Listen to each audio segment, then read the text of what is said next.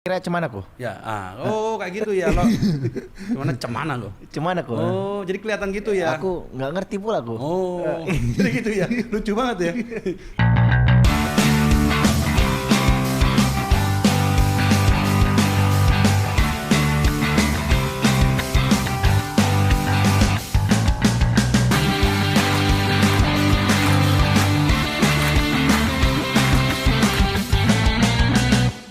Siap, teman-temanku. Jadi hari ini kedatangan lagi tamu spesial untuk mengucapkan terima kasih kepada Mas Bilar karena saya sudah mendapatkan Silver Play Button. Ini berkat fansnya Leslar buat fansnya Mas Baim Wong. Alhamdulillah. Terima kasih loh nih. Bentar lagi warna ini bulan depan jadi kuning. Amin. Berkat supportnya ya. Jadi kalau awal kan kemarin podcast berdua itu. Jadi ini biar kuning kau Bas. Jangan disikat. Nggak boleh ya? Ya kan biar kuning kan? Oh iya. Biar lama karaten. Ya kan? Jadi awal pertama kali perjalanan kan dikenalin sama Husin ya toh. Podcast berdua. Iya. Terus habis itu interview lagi. Iya. Terus interview lagi. Terus interview lagi. 3 kali interview kalau nggak salah ya. 3 kali. Iya kan? Awalnya podcast berdua. Iya. Interview 2 kali ya? Interview 2 kali. Interview 2 kali waktu itu ya. Yang pertama sama yang live. Ya. Yang rekor nonton 220. Keren. Nah, sekarang gue maunya sendiri-sendiri. Ya. Nanti kakak Dedek Lesti juga kita mau undang minggu depan. Jadi supaya tahu lah. Dalam artiin kalau berdua doang kan bosen ya toh. Kali ini aku ingin tahu lah supaya Leslar itu tahu ceritanya Mas Bilar itu loh. Ya kan yang orang lain nggak tahu gitu loh. Boleh nggak ceritain maksudnya dari awal gimana sih cerita kehidupannya Mas Bilar sih? Dari awal. Dari awal. Dari kecil. awal, Lahirnya dari di kecil. mana? Saya lahir dari Medan. Oh. Tapi saya orang menganggap saya itu orang Medan. Orang Medan namanya. Cuma kan persepsi orang ketika bilang orang Medan itu biasa orang Batak gitu kan. Tapi sebenarnya saya bukan Batak. Saya itu Medan Melayu dan ibu saya emang orang Minang. Papa saya orang Palembang, asli Palembang. Itu. Jadi gado-gado ya? Gado-gado nyampur-nyampur. Itu lahir di Medan tanggal berapa, bulan berapa, tahun berapa? Kudu. Iya, supaya siapa tahu ada yang mau ngasih kado. Saya lahir tanggal 12 Juli 1995. Cancer ya? Cancer. Oh. Cancer. Oke. Baperan ya? Baperan. 12 Juli. Nah, itu nanti di pertengahan podcast kita saya ceritain berkah di bulan 12 ini. Ada ya? Ada di berkah 12. Oke. Terus habis itu Tuh. waktu sekolah itu apakah memang SD di Medan juga? SD di Medan, SMP di Medan, SMA di Medan, sampai akhirnya saya pertama kali memutuskan untuk merantau ke Jakarta itu di umur 17 ya, 18 ya. 18 tahun. 18 tahun. Itu merantau. Jadi waktu SD SMP itu sudah terkenal ganteng nggak sih zaman SD SMP? Merasa nggak sih? Nggak, ini jujur aja nih juga yang ngomong. Di saya umur 5 tahun itu saya sering dapat surat dari cewek-cewek. Serius? Iya. Saya dari kecil sering dikirimin surat yang isinya wah aku pengen ini sama aku senang sama kamu kayak gitu. Kamu telatnya manis gitu. Terus dari sampai SD juga sempet banyak sih kadang saya nggak sekolah sakit kan. Iya. Terus tiba-tiba ada banyak surat ngirimin saya snack. Iya. Tiba-tiba pada kakak saya nyampein kan surat segala macam, ini dapat surat isinya cepat sembuh ya Iki gitu. Panggilannya Iki dulu. Sampai sekarang Iki enggak ya? Enggak. Tapi zaman itu sampai SD SMP Iki tuh orang terdekat doang kok. Oh, terdekat keluarga. Keluarga itu manggilnya ya. Keluarga Iki. Terus satu keluarga berapa orang? Dari saya anak ke-6 paling kecil dari 6 bersaudara. Yang paling besar cewek atau cowok? Cowok ya. Lagi di Batam sekarang. Lagi di Batam. Oh, terus habis itu SMP juga sama. Banyak yang suratin juga. SMP ya, tapi SMP kan kita udah pakai handphone kok. Oh, dari handphone waktu itu ya. Oh, Udah SMP handphone. gue zaman gue belum ada handphone. Iya. Berarti SMS banyak. BlackBerry dulu. BBM. BBM. Pakai pin, minta pin. Jadi lebih banyak cewek yang mintain pin sama lu kali ya SMP ya. Iya, dulu gitu. Untungnya saya banyak punya banyak teman kan. Sempet saya sering sering disinisin sama anak-anak cowok. Karena ceweknya demen sama saya. Jadi pernah nggak sih zaman SD, SMP, SMA itu terus ada temen lu punya cewek, terus ceweknya ternyata naksir lu? Sering nggak? Pernah nggak? Kalau yang teman saya, maksudnya bukan teman baik juga, maksudnya orang lain gitu. Iya pernah. Pernah. Sampai akhirnya malah nggak senang sama saya terus nantangin saya. berantem. Akhirnya Berantem akhirnya. Berantem sama saya di SMP. Gitu. Ya. Ada nggak mau diceritain zaman SD SMP yang mungkin sampai hari ini teringat? SMA. Sebelum kita lanjut ke Apa ya? Saya sebenarnya ada nggak SMP udah punya pacaran yang masih ingat namanya? Mungkin yang denger di sini bisa tahu tuh zaman dulu. Ada. Inisialnya J. Inisial itu J. pacar pertama saya. Yang benar-benar cinta Iya, monyet. cinta monyet zaman SMP itu berarti. SMP kelas 2. Di mana saya tuh selalu semangat ke sekolah pagi-pagi supaya bisa deket-deket dulu. Sebelum guru datang kan pacaran dulu. Berarti udah SMP udah dablek kelihatannya. Udah pacaran. Gue aja naksir cewek SD, tapi SMP nggak pernah pacaran. Pacaran baru SMA, tapi itu ditolakin terus saya. Wah, iya. Pasti pada nyesel tuh sekarang. Nyesel sekarang saya. Nyesel sekarang. Kalau sekarang lihat Basuki Raja IT ya. Wah, langsung. Ya untung aja tapi karena mungkin ada yang nggak suka kan lu jelek saya kan. Wah, ya kan? Dia belum tahu aja belum tahu ya gimana. Terus inisial Yo. Disebut nih kok. Sebut. Ya udah inisial J kok. Mungkin kalau yang nonton seru juga nih kalau kayak ya, yang mungkin kayak di mana masih di Medan? Setahu saya masih di Medan dan udah punya anak loh. Oh, wah cepet kawinnya berarti ya? Cepet kawin. Kalau nggak salah anaknya udah 3 atau 2 waduh. gitu. Iya. Pernah ketemu lagi nggak? Belum pernah. Udah lama ya? Udah lama saya nggak ketemu. Terakhir saya dengar kabarnya udah anaknya udah 2. Oh. 2. Sekarang kalau nggak salah 3 aja. Reuni nggak pernah? Zaman SD, SMP, SMA? Terakhir itu saya ke Medan ketemu sama dia itu 2012 kalau nggak salah. Udah lama ya? Lumayan. Udah 8 tahun yang lalu. 2014 deh. Belum nikah tuh ya? Udah nikah ya? Udah nikah. Anaknya udah 1. Lucu ya. SMA ada nggak ada? SMA apa ya? SMA kan saya emang pertama kali saya ikut modal itu SMA. Dimana saya sering izin kok. Dikasih dispensasi sama sekolah. Karena menurut mereka kan saya bisa duta bisa SMA membawa ya? nama sekolah saya keluar kan. Karena saat itu saya ikut kontes itu di nasional. Nasional. Jadi saya selalu Medan Jakarta. Dan ya teman-teman saya pada ini kan, pada cemburu kan. Wah, lo enak banget lo ya. Guru-guru ngasih dispensasi. Libur sebulan. Tapi naik kelas ya tuh? Tetap naik kelas. Karena kan saya habis dari Jakarta saya bawa oleh-oleh ke guru-guru. Saya nyogok. Nyogok buat ibu-ibu yang nonton ini, mantau nonton. Makasih Bu ya, udah dulu ngizinin saya, support saya gitu. Dan pertama kali ada murid yang izin rambutnya panjang di sekolah itu saya. Cuma lu doang. Jadi saya kan kena ikut model. Nah, kalau di sekolah kan nggak boleh rambutnya panjang lewat mata. Rambut saya panjang dulu Jadi satu-satunya di sekolah itu. Saya doang minta surat izin boleh rambut panjang. Gitu. Terus lanjut lagi dari SMA perjalanan menuju Jakarta. Ya kan. Itu gimana perjuangannya Jakarta tuh? Di podcast sebelumnya sempat diceritain kan, di mall ditawarin kan. Ya. Kok kan podcast berdua waktu sebelum Dedek Lesti datang itu. Oh iya. Tapi kan nggak berlanjut kan karena Dedek Lesti datang. Itu boleh nggak diceritain lagi? Terus gimana sih perjuangan yang belum pernah diceritakan di podcast lainnya?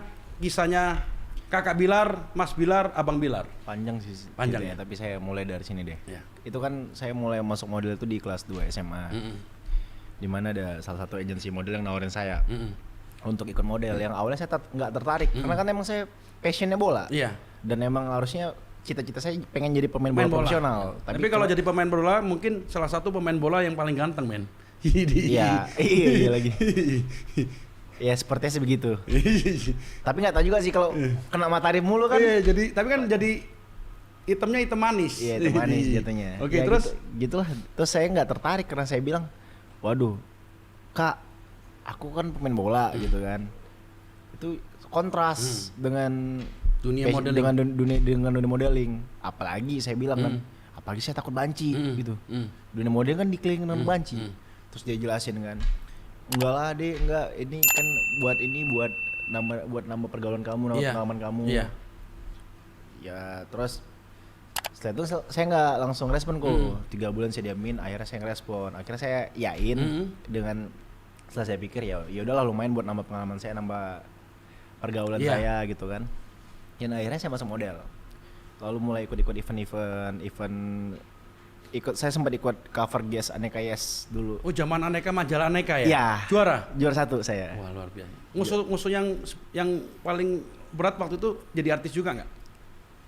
Ada yang saat itu malah udah sempat syuting di situ. Tapi sekarang di angkatan saya nggak pernah dengar namanya lagi. Ya saya sangat disayangin sih. Karena saat itu emang padahal banyak orang yang berpotensi di situ sebenarnya. Jadi waktu jadi menang itu perasaannya gimana itu? Bangga pastinya bro, bangga. Terus saya bawa nama Medan di kancah nasional itu suatu kebanggaan bagi saya. Apalagi saat itu saya termasuk yang baru di dunia modeling kan. Tapi alhamdulillah gitu. Dan saya masih ingat nomornya itu nomor 14 gitu. 14, berarti angka hoki mungkin tuh. Angka hoki 14. 7 bulan saya, 12 itu menurut saya angka hoki. Angka hoki ya. Angka hoki. Oh, luar biasa. Terus habis itu habis menang anak perjalanan lagi saya sempat casting. Tapi kan posisi masih sekolah. Iya. Saat itu kan posisi saya masih sekolah, jadi saya nggak bisa stay di Jakarta loh. Harus balik Jakarta Medan. Tapi selagi ada waktu di Jakarta saya sempatin casting dan setiap casting saya selalu ditolak dengan alasan aksen saya masih Medan. Padahal waktu itu padahal itu juara ya. Padahal itu juara. Nah, waktu itu masih aksen nggak kayak gini? Apa? Kalau pertama kali yang ikut Aneka itu waktu pertama kali mulai itu aksennya nggak kayak Jakarta gini? Masih Medan? Masih bisa coba? Waktu itu tanyain. Kira-kira cemana kok? Ya, kayak gitu ya lo. Cemana lo? Cemana kok? Oh, jadi kelihatan gitu ya. Aku nggak ngerti pula kok. Oh, jadi gitu ya. Lucu banget ya. Terus habis itu? Terus ya saya sering ditolak dan akhirnya saya ngelanjutin sekolah saya dulu kan. Saya kelarin sekolah. Dan awalnya ketika saya kelar sekolah, tadinya saya pengen ke Jakarta untuk kuliah kok sebenarnya. Untuk kuliah. Target kampusnya apa waktu itu? Belum tahu, saya masih nyari-nyari dulu gitu. Dan selalu saya diajak casting dengan manajemen yang udah ngontrak saya. Casting. Akhirnya dapat satu kerjaan. Udah beberapa kerjaan lah. Oh, ternyata gini udah enak cari duit sendiri. Saya pikir prinsip saya bukan prinsip sih. Pemikiran saya saat itu kuliah buat kerja cari duit. Ngapain lagi saya ini ketika saya udah bisa cari duit sendiri, ya udahlah nggak usah kuliah lah. Lagian ilmu yang menurut saya lebih baik buat saya yang saya dapat kan adalah ilmu lapangan loh gitu kan. Praktek langsung kan. Ya udah dan akhirnya saya fokus casting. Jadi casting tuh jadi pemeran film ya? Iya, sinetron, iklan gitu dan saya sering dapat penolakan kok. Serius. Kok bisa? Kan udah terkenal sebelumnya, udah model, udah sering. Tapi kan cuma model kok. Kan beda segmen. Oh, beda segmen ya? Beda segmen. Ada nggak penolakan yang paling terkesan? Saya pernah itu casting film hujan-hujan, casting. Ya, casting. Casting udah hujan-hujan, nunggu lama terus dari pagi sampai malam casting. Pas mau casting, saya dibilang udah kelar castingnya. Saya belum mulai casting, dia udah nyuruh saya pulang. Waduh, makanya parah banget ya. Parah banget ya. Makanya kamu tak lihat ya, sangat menghargai waktu ya. Kalau tadi telat aja dikit, Kopas mohon maaf ya, ini ya. Itu mungkin salah satu yang selalu kamu lakukan ya, ke orang lain juga mungkin. Iya, saya selalu. Saya kayak enakan uring-uringan saya sebenarnya. Iya kan, karena memang apalagi kamu pernah ngalamin ya, udah casing nunggu jam-jam tiba, sorry selesai. Iya, gak enak. Perasaan gimana itu? Iya, gak enak banget. Gak enak banget. Apalagi dari pagi sampai malam. Terus gak diapa-apain. Cuma nunggu hujan reda doang. Gitu. Terus perjalanan lagi setelah itu 2000 berapa 2013 ya awal-awal. Lalu pertama kali saya syuting sinetron itu 2015 di Kaliku Perjalanan lah. Saya sempat main sempat main di Anak Jalanan juga yang booming ya. Sedikit orang mulai mengetahui saya, mulai muncul lah saya ke permukaan. Udah gitu. Mulai itu ya udah mulai ke permukaan. Terus itu di 2015, lalu saya sempat ngerasakan titik di mana saya ngerasa hopeless, putus asa di tahun 2017 akhir. 17 akhir, padahal tuh waktu itu kan udah mulai banyak job. Enggak, ya kan? saya di tahun 2017 itu saya mulai jarang kok. Udah mulai drop waktu itu ya, mulai bagus-bagus 2015, 17 mulai drop, mulai jarang syuting. Itu ada sekitar 4 bulanan saya nggak syuting. Itu kenapa nggak syuting kalau menurut analisa dari Kak Bilar? Ya emang belum rezeki. Emang gak rezekinya. Jadi yakin rezeki itu memang harus datang ya kita ya, percaya ya. Iya harus. 4 bulan tuh gimana itu perasaannya? Dan saya sempat kita ada rasa cemburu sedikit ya dengan teman-teman, dengan orang-orang yang saya ngerasa wah Si Anu udah syuting terus, udah stripping, peran utama, fansnya banyak. Terus saya kok gini-gini aja gitu. Sempat keluar rasa seperti itu ya. Tapi semua manusia pasti akan merasa seperti itu ya. Ada saya ngerasa di titik terendah saya itu. Dimana malah karena emang saya dulu prinsipnya emang nggak pernah minta sama orang tuaku setelah saya merantau. Ketika saya merantau ya udah biar saya yang hidup sendiri. Dan soal kesusahan saya aja saya nggak pernah cerita ke orang tua. Saya takut orang tua saya kepikiran gitu. Ya udah biar apa yang saya alamin susah saya di Jakarta nggak nyampe ke orang tua saya, bahagia saya. Orang tua saya yang pertama kali dengar kebahagiaan saya. Tidak perlu untuk penderitanya tapi kebahagiaannya. Ya betul. Oke. Terus 4 bulan itu gimana? Dan satu lagi nih, setiap saya casting saya baru ingat. Setiap saya casting saya selalu minta doa orang tua. Setiap saya casting. Jadi ketika saya mau casting, mau melangkah jalan, saya selalu telepon ibu saya. Ibu, ini mau casting, doain ya. Doain ya doain saya bisa masuk, bisa keterima gitu. Walaupun pulang-pulangnya hasilnya selalu sama, saya nggak keterima. Tapi kasih tahu mama nggak waktu itu ibu? Kalau nggak terima? Saya kasih tahu, saya minta maaf karena nggak bisa dapat hasil yang terbaik. Berarti memang dekat ya sama mama? Ya lumayan. Terus 4 bulan itu sempat merasa titik terendah itu gimana itu setelah itu? Sempat mundur apa gimana? Saya jujur saya saat itu putus asa. Wah gini-gini aja ya. 2017 itu ya? Ya 2017 akhir saya ingat banget. Jadi saya ngerasa wah kayaknya mungkin entertain ini bukan jalan bagi saya. Karena saya selalu dulu punya prinsipku, ketika satu pintu tertutup, Tuhan bakal nyediain 999 pintu lain yang terbuka buat kita. Jadi kita nggak boleh terfokus sama satu bidang gitu. Dan ya saya kepikiran saat itu, ya udah, gue mundur aja dari entertain. Kalau 3 bulan lagi nggak syuting, saya mundur. Saya ke Jepang kok. Saya ke Jepang ikut kakak saya yang udah lama tinggal. Ada tinggal di Jepang ya? Ada di Nagoya. Dan saya sempat udah kontak-kontakan dengan kakak saya. Terus kakak saya bilang nyemangatin saya, ya udah jangan dulu ambil keputusan buru-buru. Coba dulu casting-casting, mana tahu nanti bisa mudah jalannya, emang bener jalannya di entertain. Jangan putus asa lah. Karena kakak saya tahu kalau saya kerja di sana itu berat. Satu, saya orangnya emang selebor. Nah, selebor ya kelihatan banget sih.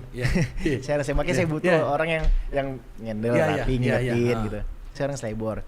Nah kata kakak saya di sana tuh kerjaan berat.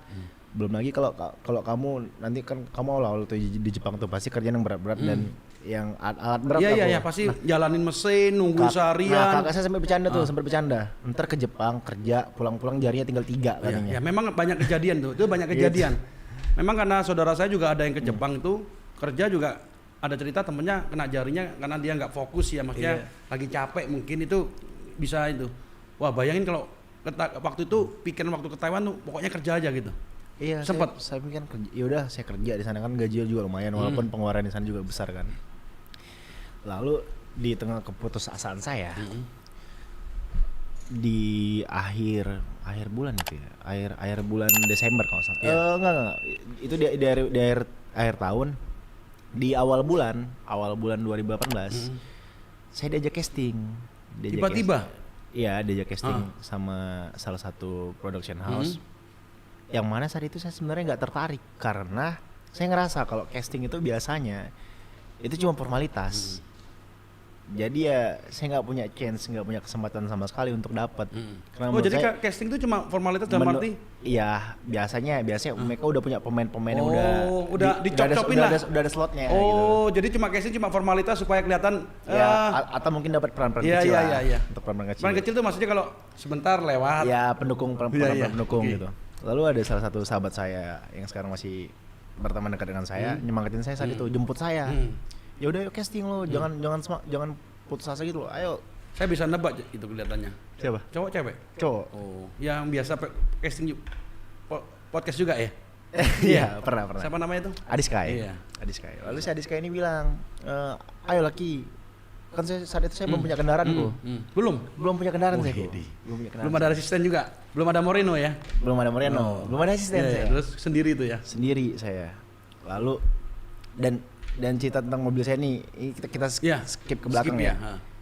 Sebelum saya punya mobil saya selalu berdoa ketika nyentuh mobil orang lain. Mereknya sama orang lain, saya selalu berdoa. Oh, berarti kemarin nyentuh itu kelihatannya dikabulkan juga. Amin. Saya doa loh yang mobil kuning. Terus diteleponin terus casting akhirnya. Dan akhirnya dia nganter saya. Ya udah deh. Setelah dia udah bujuk saya kan akhirnya saya mau casting. Saya datang ke production house. Tapi saya ada secerca harapan saat itu karena ketika saya datang ada feeling. Saya bukan casting. Bukan feeling sih. Karena si orang casting ini langsung kenalin saya ke direkturnya, ke jajaran atasnya gitu. Itu udah berarti ada kans besar. Gak mungkin kalau casting biasa cuma dibawa aja gitu. Iya, biasa kan casting udah datang masuk ke ruangan, casting udah. Ini saya dikenalin. Ini Rizky gitu. Dan ya satu wah lumayan nih gitu. Ya mudah-mudahan kali ini bukan cuma casting doang yang ditolak gitu kan. Saya pulang, saya selesai casting, saya selesai casting, saya pulang. Malamnya Tuhan nguji saya, Tuhan nguji kesabaran saya nih, nguji egoisan saya nih. Kan saya saat itu udah ngerasa kans nih besar nih. Lalu Tuhan nguji saya ditawarin besok syuting, langsung besok syuting di televisi lain, di pihak yang lain. Ki, besok syuting, perannya apa? Jadi peran utama. Lawan mainnya siapa? Ini. Tapi di stasiun ini. Nah, saat itu dalam pikiran saya, kalau saya nunggu yang ini belum pasti, tapi tayang itu saya bakal naik, bakal saya pasti lumayan dikenal karena saya dapat lawan main yang udah punya nama. Kalau yang ini pemeran utama, saya langsung syuting. Tapi saya nggak tahu ke depannya bakal gimana, gambling. Jadi ini kehidupan ini gambling kan. Itu kan kok juga ngerasa sebagai pengusaha juga kehidupan pasti ada gambling, tapi kan pasti waktu itu tantangan itu menanggapinya gimana itu? Nah, saya sempat diskus sama om saya kan yang biasa emang yang kemarin datang itu ya. Saya sering itu om itu berarti adiknya bokap. Adiknya ibu. Saya sering minta pendapat beliau kan. Karena ini dua pilihan ini harus saya ambil konsekuensinya saat itu. Dimana Tuhan nguji saya saat saya frustasi, saya udah mau mundur, saya justru ditawarin ada dua kerjaan, bahkan tiga sebenarnya. Yang satu udah pasti saya tolak. Nah, lalu saya mikir saat itu, saya ada sholat istiqoroh kan. Sholat istiqoroh itu kayak kita minta petunjuk. Dan akhirnya saya pikir. Saya ambil keputusan untuk ya udah sabar aja nunggu yang si A aja deh yang saya udah casting ini. Walaupun belum pasti tapi kalau dapat mudah-mudahan rezeki saya bagus di situ. Lalu yang ini saya ketolak. Yang ini saya tolak. Ngomongnya gimana kalau nolak waktu itu? Aduh. Kak, mohon maaf ini saya lagi casting dan mudah-mudahan walaupun 50-50 sih belum pasti. Tapi kemungkinan besar iya. Jadi saya tolak dulu yang ini ya. Saya fokus yang ini dulu, saya fokus yang A dulu. Oh ya sudah kalau gitu. Mereka sempat kesal juga dan sempat sempat kesel lah. Lu pemeran utama lu nggak mau. Ini aja nggak jelas masih lu mau ya. Ada sih rasa. Rasa terus gitu. Akhirnya saya nunggu. Wah, seminggu nggak ada kabar. 2 minggu. Seminggu gak ada kabar tuh. Udah deg-degan itu. Iya, wah berarti emang harus ke Jepang saya nih. Ya udah jadi nyalain mesin. Takut dikepotong gitu. Akhirnya di minggu kedua saya dipanggil lagi ke sana, tapi belum kepilih. Saya dipanggil lagi, saya datang. Saya ketemu lagi, meeting lagi. Saya di casting lagi, casting kedua kali. Saya pulang malamnya langsung dealing harga saat itu. Langsung berarti udah langsung fix. Saya syuting saat itu. Berapa episode tuh? Enggak, syuting kan ngikutin rating kok. Ngikutin rating. Kalau sinetron ngikutin rating. Kalau sinetronnya bagus, ratingnya panjang. Nah, terus saya syuting 3 hari kemudian kalau nggak salah 3 hari kemudian saya syuting. Namanya promo kan, promo sinetron. Kita nyetok gitu kan. Nggak lama tayang, sebulan kemudian tayang. Puji Tuhan ya, itu ya kaget itu. Syukur banget. Saya tayang, terus saya dengar kabar yang si B nggak udah syuting 3 episode tapi nggak tayang. itu namanya rezeki. Jalan Tuhan tuh memang. Itu jalan Tuhan. Teman-teman kalau kemarin jangan lupa berdoa ya. Memang itu jalan. Kalau kita nggak berdoa kita pasrahkan kepada Tuhan yang memberikan pilihan lah itu ya. Betul dan selalu diiringin dengan doa ibu kita. Mudah-mudahan berkah lah hasilnya. Itu langsung kaget itu, senangnya luar biasa. Coba perasaannya gimana itu? Terus saya lihat di likes, komen jauh banget yang tadinya buset yang tadi cuma 20-30 sekarang jadi ribuan, 2000. Saat itu saya 2000 aja bangga banget. Sekarang komentar saya bisa 30 ribuan loh.